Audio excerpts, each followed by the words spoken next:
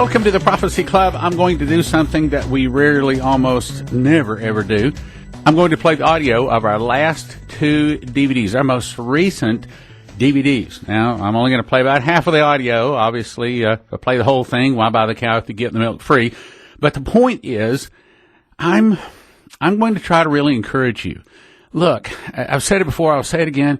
You can't get all of the information by just listening to radio. You can't do it.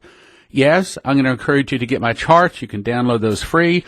prophecyclub.com in the download section. Excellent, awesome charts. As a matter of fact, as I search around on the internet, there is, in my opinion, my very, very, very humble opinion is I don't think anybody has prophecy charts even remotely close to as good as my charts. So you can download those, but here, at the end of the day, you want to understand Bible prophecy, you want to understand the very, very best of Bible prophecy, and I think it's in my new DVD, then you got to get it. Yeah, how do I say? I feel like just jumping up and down, hollering and screaming and saying, you got to get it, you got to get it, you got to get it. It's just that good. It really, really is. So here's what we're going to do. I'm going to offer both of our brand new DVDs just here made, in the last couple of weeks. As a matter of fact, I think they just finished editing them 2 days ago.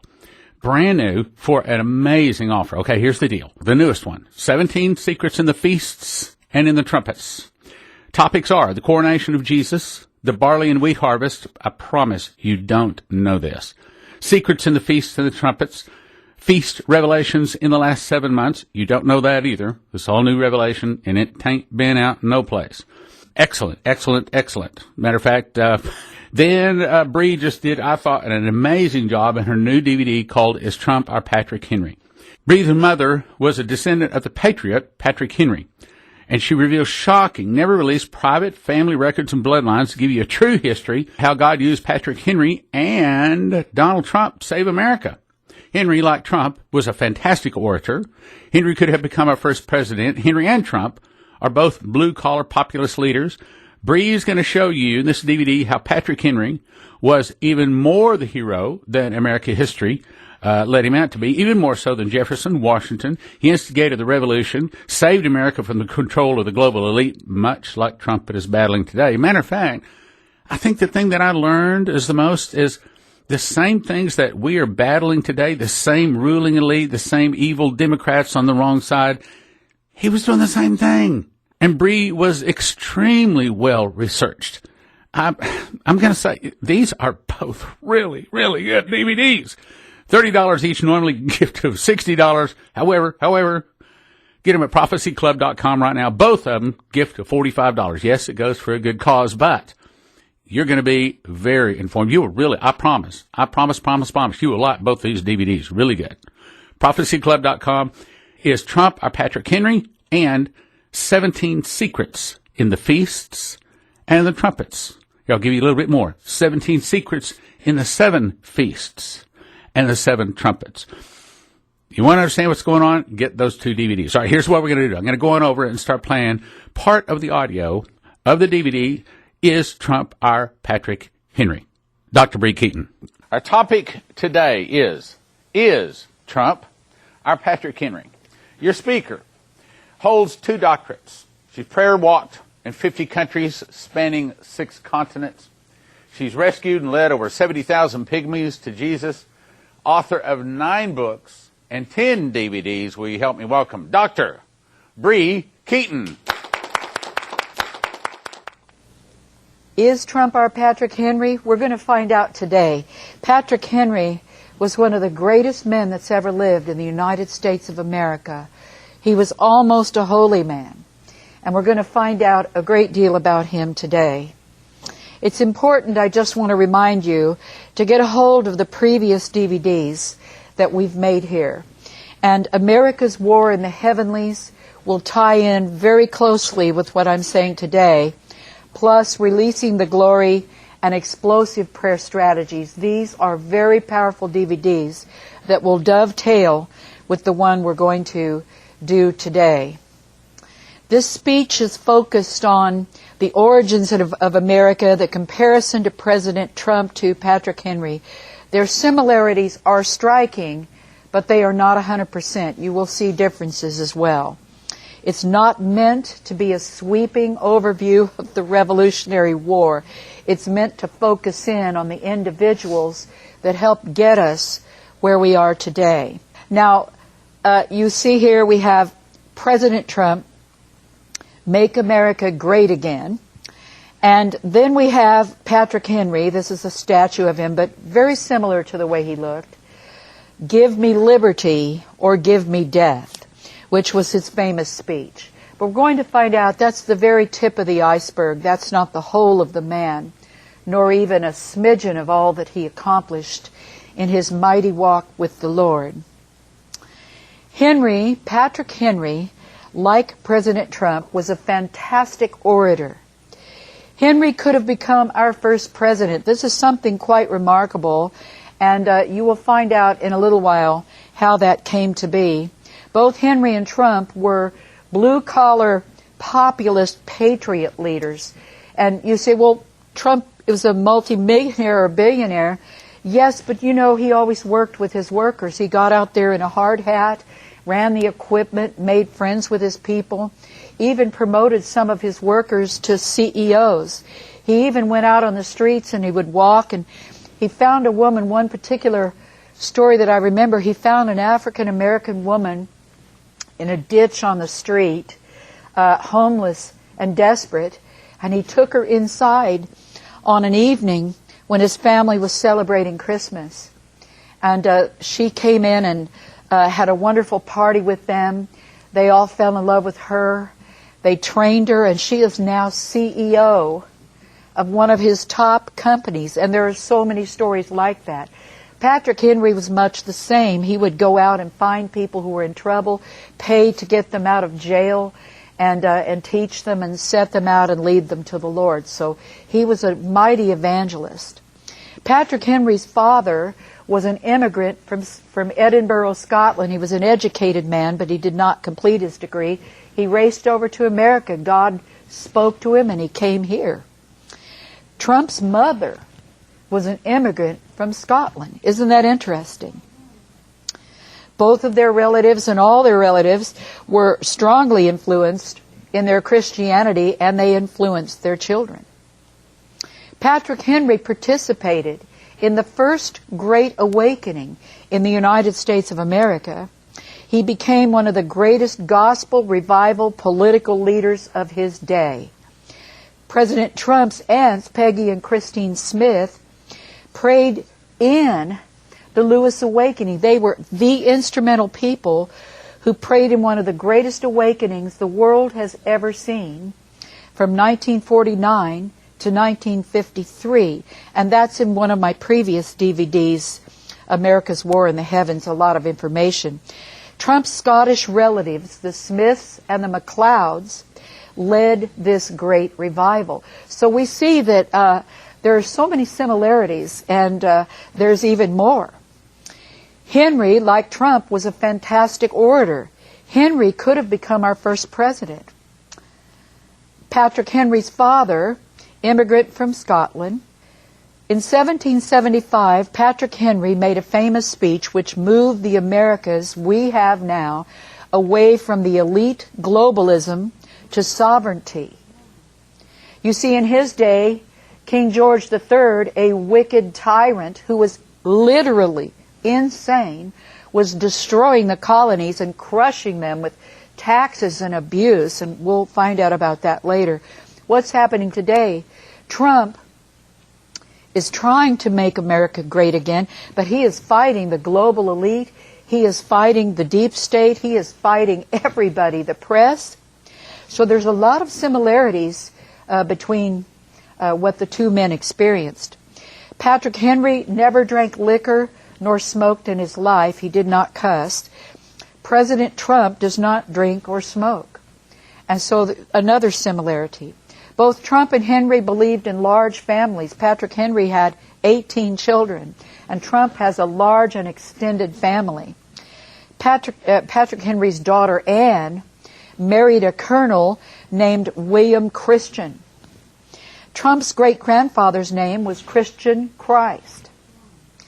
Patrick Henry's wife died, and he remarried Dorothea Dandridge, 18, a cousin of Martha Washington. Henry was 41, and there was a 23-year difference between him and his beautiful young wife. Trump remarried a much younger wife as well. Both Trump and Patrick Henry are Presbyterians. I say are because Patrick Henry's alive in heaven. He will live with us forever. Isn't that right? Now, this is a little departure, but you'll see where we're going in a minute. Who's ever heard of Pocahontas? Okay. Pocahontas was so instrumental in the founding of America, and I find that it's important to everything we're going to say today. She was a beautiful Indian princess. Now, my husband can trace his ancestry back to Pocahontas and John Rolfe, and we have all the family histories. The Indian princess Pocahontas was born in 1595. She was the daughter of Powhatan, a powerful chief of the Algonquin Indians, which were up in the northeast of the colonies up in there. And he was the head of a powerful federation. Pocahontas saves Captain Smith. Now, you know he was one of our founding fathers, I mean all the way back. And Captain Smith was captured by Powhatan in 1607. First he was welcomed, then he was laid on the rocks, and the Indians stood over him with clubs. But little Pocahontas ran and put her head down on top of his head and wrapped her arms around him, and she saved him from death. They backed off. Powhatan pulled Smith to his feet and adopted him as his own son. Now, some say this was just a ceremonial thing that was done when they wanted to adopt someone, but they weren't in the correct family, so they would claim them by laying their heads on them. And others say, no, they were really going to kill him. History reports two ways, so I'll report both to you. You get to decide, because none of us were actually there. Pocahontas then, even as a child, became a liaison between the Indians and Jamestown settlers. She made many friends and was praised, highly praised, for her beauty and wit, which was without parallel. The relations between the Indians worsened, however, and she was kidnapped by one of the settlers who was a captain of the Jamestown group. She was held for ransom, and they wanted the Englishmen that they had captured and the weapons back. But Pocahontas, in the meantime, while she was a captive, she learned English and converted to Christianity. She then changed her name to Rebecca. Nothing like that Disney version, is it? So there she is being baptized in the church. You can see that's a painting which was a rendering of that event. Now, there was a great man back in that day named Captain John Rolfe, and he brought many settlers to Virginia to grow and plant and perhaps be prosperous there, because they were not prosperous. People were dying. They had trouble getting food. He came and introduced tobacco farming to the Virginians, and they counted him a mighty hero. He's tall, handsome, very much beloved, and he brought prosperity, but his first wife died. Now there's a picture of him harvesting tobacco. Captain John Rolfe is credited with the first successful cultivation of tobacco as an export crop for Virginia. This is what made him such a hero. He was the first great profitable American, and his enterprise was well established in Virginia, which was the first, and by the way, it always was, the largest and most prosperous of all the 13 colonies. Pocahontas, in the meantime, she never did get sent back to her tribe. She fell in love with John Rolfe, and it was a true love. Pocahontas told her father that she was in love, and he gave permission. Back in that day, you had to have permission for everything, for the marriage as a peacemaking marriage. And it occurred April 5th, 1614. Now, Rolfe was a pious man, a mighty Christian. He loved the Lord. So I will read you a quote. He agonized for many weeks over his wish to marry a, quote, heathen. He composed a long and laborious letter to Governor Dale, who was a royal governor. And he asked for permission to marry Pocahontas. The letter reflected Rolfe's dilemma. It is Pocahontas to whom my heart and best thoughts are, and have been such a time entangled and enthralled in so intricate a labyrinth that I could not unwind myself thereout. So he was truly, deeply in love, and she too, greatly in love. This was a love match. It wasn't, just political, though that did help. So here's a rendering of her wedding to John Rolfe, and she was now called Rebecca. She was a Christian. John Rolfe took Pocahontas, Rebecca, and their 2-year-old son Thomas back to England in 1616. Promoted support for the Virginia Company and colony because he wanted to get more settlers and help build up the land. And there she met the king. There she is. Now people are always picturing her in her Indian clothing and her leathers. But look at her there. This is a rendering of her in her clothing that she wore when she met the King of England. Very different than what you've been told, isn't it? On the way back to Virginia, she fell ill. The boat turned around. Now, you must know, only for someone very prominent would they turn a boat around. But they turned it back around, and she died at Gravesend, and she was buried there. But Captain John Rolfe, returned to Virginia and continued his successful farming there. He served as Council of State and passed away in 1622. This is a picture of the Rolfe ancestral home. It's magnificent. You see, he became very, very wealthy, doing well in the colonies. Hetcham Hall is the name of it. Here's a portrait of the real Pocahontas next to the fake Pocahontas. What do you think? All right. I mean, we need to bear this in mind, and it's one of the reasons I brought this up. You've got a liar in the Congress who has pretended. But we do know the real Pocahontas, and it's literally in the bloodline of my children. So this is the real Pocahontas I've presented to you, a Christian and a founding mother of our colonies. And without them, maybe America wouldn't have done as well. Maybe the colonists would have all died. But the liaison caused them to be able to have food to eat and crops to make a living. The beginnings of an American hero. Patrick Henry's father, his name was John Henry, and he arrived in America 1727. Now, I want to tell you that my mother can trace her ancestry all the way back to John Henry, Patrick Henry's father, and Patrick Henry, and then all the way back to both Ireland and Scotland.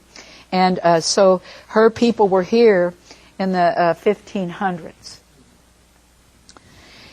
John Henry was educated in Edinburgh, Scotland, and immigrated to America a penniless youth. But he was a strong Christian. And through hard work and clean living, he became an exemplary citizen. He didn't just come here and lay down and say, government, feed me, clothe me, give me money, and I'll lay around and take everything. No, he came in and worked very, very hard. And then he married very well. He married a young widow named Sarah Syme, and she became Sarah, well, it's actually pronounced Sim, Sarah Sim Henry. She was a member of the gentry, so he was already moving up in the world through this marriage, but he loved her very much. Then their second son of 11 was young Patrick Henry. Now, Patrick was named for his father's older brother, Reverend Patrick Henry. This is significant, who also immigrated to Virginia, but he was an English parson. When he moved here, he became reverend at St. Paul's Parish in Hanover County. Hanover County is where Patrick was raised. And he taught Patrick righteousness and Christianity from the birth all the way until he died. Patrick Henry was homeschooled And John Henry was a brilliant man, well educated. He had many books which were very precious back in that day, a large library. And he homeschooled his son, and his mother schooled him as well. And they taught him to revere the Lord all through his learning. And though he was homeschooled, he raised to great heights. You see, I found it be true. Homeschooled young people seem to do better in life. They're better educated. The public school system has become quite a mess. And it's mostly just social engineering now. And the amount of learning that goes on is much more minimal than back in this day. Patrick Henry was born in 1736. He died in 1799 at 63 years old. That was old back then, believe it or not. And he was 6 feet tall. He had 18 children. He was tall, thin, thick eyebrows, dark gray eyes. He dressed in the coarse clothing of a country farmer. He wore homespun clothing, buckskin. He rode horseback everywhere with leather breeches and leggings. And he is the first man in America, but it was called the colonies, to stand up against King George III, who was a tyrant. He refused to buy anything from Britain. You see, they wouldn't allow the colonies to buy anything unless it came from Britain, so they were tyrannical in the goods as well. He grew his own food, chicory for coffee, sassafras for tea, and other things. He always carried a musket with him, no matter where he went, to shoot supper for the table. And there's a quote that I wanted you to hear. Patrick Henry was remarkably fond of his gun. You know, you need a gun if you're going to shoot your dinner, don't you? All right. He used quaint language and homespun twang pronunciation. Now, this is interesting. He was a jolly, happy fellow, but a brilliant, brilliant man. He played the fiddle, the flute, guitar, harpsichord, and he played it all in nearby taverns, and he loved to dance. Now, you need to hear the word tavern again, because back then, that's where the restaurants were. That's where all the public meeting took place. So it isn't like everybody got in there to get drunk and soused. It was a public meeting place. And Patrick Henry didn't drink, but he loved to play his fiddle. And people would come in there and dance, and he was so happy, and he'd sing and dance with them. And so he was very beloved by even his enemies loved him. He was one of the common people. His father came from nothing to being a landed gentry. So you see, hard work does pay off, doesn't it? He became the voice of the lowly and common farmers who King George was stealing all the property from. Now we look at Trump for a second. Trump is beloved of the common people.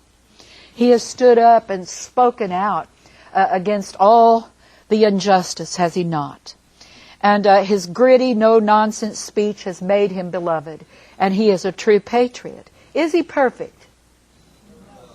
What? No, he's not perfect. Neither am I. Are you perfect?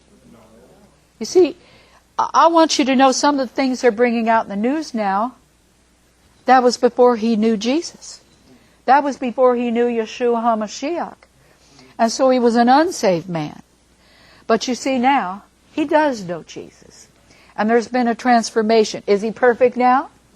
No, because all of us are being transformed day by day, are we not? We are being changed into the image of Christ from glory to glory. I say let's pray for the man. Let's don't hurl insults or criticisms. Let's pray for our leaders, those in authority over us, and stick to the Bible when it comes to our beloved president. Everybody with me so far? Not because he's perfect, but because we have a perfect God. God isn't looking for perfect people. He's looking for willing people. Wow. In the midst of the storm, God will cause us to triumph. Patrick Henry would stride into court. You see, he became a lawyer, adorned with burrs and blood on his clothes from hunting game. He was a lawyer. Everybody else was dressed up in all their royal clothing, but he cared nothing for this. He would overwhelm the court with his powerful oratory. Then he bought repasts for everybody across the street, both friends and foe, and everybody loved him. And then he'd play his fiddle while everybody danced. I mean, they'd fight it out in court and then all rejoice. This was Patrick. The people adored him and pledged their loyalty to him. Now I want to talk about the first Great Awakening. You see, there have been many awakenings in this country, and we need to get that record straight today, too. You see Jonathan Edwards, George Whitefield, and John Wesley. These were the three main men who helped lead the first Great Awakening. Now, the one I want to focus on is George Whitefield. George Whitefield was a remarkable individual. He loved the common people. And so let's go into the awakenings. The first one, and that's the one Patrick Henry was part of, 1730 to 1755. The second awakening, 1790 to 1840. The third, 1855 to 1900. The fourth Great Awakening, 1960 to 1980. And I'm ready for the new one. This will be the biggest one of all, because the Lord of the harvest is coming, and he will harvest those who belong to him. And that great day is coming. Well, I'm going to have to break in right there, but I do encourage you to get these two DVDs. First one, my newest one, my latest one, only 2 weeks old, 17 Secrets in the Feasts and the Trumpets. Topics are the coronation of Jesus, the barley and wheat harvest, that's real important, secrets in the feasts and the trumpets, feast revelations in the last 7 months, very, very good. The last 3 New Testament and best 3 Old Testament verses on the rapture. 17 secrets in the feasts and in the trumpets. Also, from Dr. Bree Keyton, Is Trump Our Patrick Henry? Bree's mother was a descendant of the patriot Patrick Henry. Now, I think what you're going to really get from this, it's going to help you to see the plans of the enemy from the perspective of looking through the vision of history through Patrick Henry right on down to Trump, and you're going to say, oh my goodness, he was battling the same things that we're battling today. That's right, still working for world government, still working for a global elite. It's amazing, so many things. Believe me, you're going to love both these DVDs, both of them. Valued at $60, prophecyclub.com, both for a gift of $45. 17 secrets in the feasts and the trumps. And Is Trump Our Patrick Henry? Valued at $60, gift at $45, prophecyclub.com. Thank you for listening. Thank you for your prayers, and thank you for your gifts of support. God bless. Now from the Prophecy Club, some exciting opportunities for you. The final answer to the rapture question. Definitive proof that America is in Revelation. 7 signs to spot the Antichrist early. The surprising final plague on earth. And kings and priests. What's the third woe? Who are the nations? Are all the saints kings and priests, or some kings, some priests? Both DVDs gift of $40 at prophecyclub.com. The Watchman's Trumpet will allow you to gift free coupons to friends to watch Prophecy Club DVDs online. They get saved, and it counts toward your book of works because it was done in cooperation with the Prophecy Club. When you donate for Watchman's Trumpet, end your gift in a 7, and we'll give you 20% extra viewing credits for helping create the program. The cost to write the program ranges from $70,000 to $150,000 from 2 to 6 months to write. Once Watchman's Trumpet is online, you can set up your account for $1 and get 4 credits, or you may choose a larger block of credits. You can immediately begin to watch any Prophecy Club DVD or send out free gift coupons to others. Send your best gift to prophecyclub.com now to help us write the program. Make the last digit of your donation a 7, and we'll give you 20% extra viewing credits in the new Watchman's Trumpet program when it comes online. At prophecyclub.com, prophecyclub.com, Watchman's Trumpet.